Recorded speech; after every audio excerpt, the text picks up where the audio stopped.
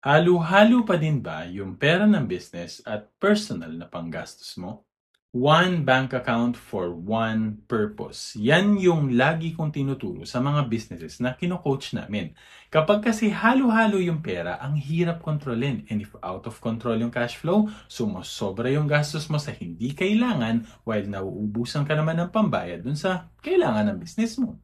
Start simple. Isang bank account para sa personal at isang bank account para sa business.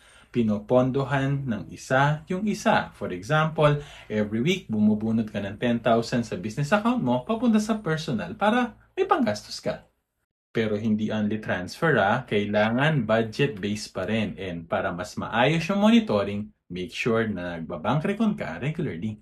Cloud-based accounting tools like Xero, One Accounting, and Zoho Books enable you to do this easily para well-monitored yung pera. May strategy. This is the power of accounting automation. And if you're interested to know more, send us a message. Laging tandaan, basta accounting, i-automate na yan.